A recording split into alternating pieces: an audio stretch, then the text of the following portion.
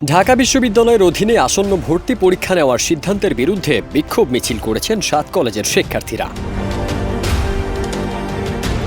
৪ জানুয়ারি দুপুরে ঢাকা কলেজে ৭টি কলেজের শিক্ষার্থীরা এই বিক্ষোভ মিছিলে অংশ নেন। শিক্ষার্থীরা বলেন, ঢাকা বিশ্ববিদ্যালয়ের অধীনে আমাদের দীর্ঘদিনের শোষণ ও বঞ্চনার অবসান ঘটতে যাচ্ছে। সরকার আমাদের দীর্ঘদিনের দাবি আমলে নিয়ে গুরুত্বপূর্ণ পদক্ষেপ নিয়েছে। এ নিয়ে সরকার ৭ কলেজকে ঢাকা বিশ্ববিদ্যালয় থেকে পৃথকীকরণ এবং কলেজগুলোর জন্য স্বতন্ত্র বিশ্ববিদ্যালয়ের প্রাতিষ্ঠানিক কাঠামোর রূপরেখা প্রণয়নের জন্য একটি উচ্চ পর্যায়ের বিশেষজ্ঞ কমিটি গঠন করেছে।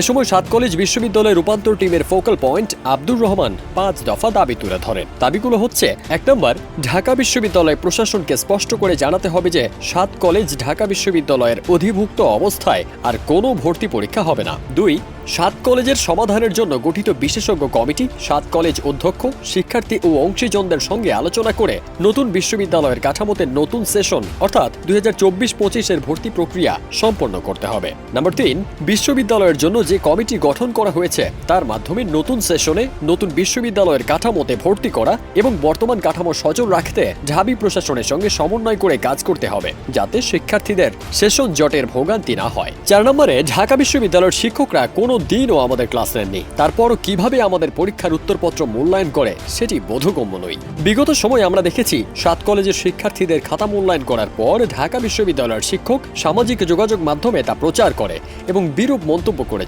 আমাদের উত্তরপত্র যেন আমাদের ৭ কলেজের শিক্ষকদের মাধ্যমে মূল্যায়ন করা হয় তার জোর দাবি জানাচ্ছি। সবশেষ এবং ৫ নম্বর দাবিটি হল, মন্ত্রণালয়ের গঠিত বিশেষজ্ঞ কমিটি ২০২৪-২৫ সেশনে ভর্তির ক্ষেত্রে আসন সংখ্যা অর্ধেক বা আরও কমিয়ে আনার লক্ষ্যে কলেজগুলোর অধ্যক্ষদের মতামত নেবে। বিভাগে ভিত্তিক অবকাঠামো বিবেচনা করে নতুন সেশনের শিক্ষার্থী ভর্তি করতে হবে।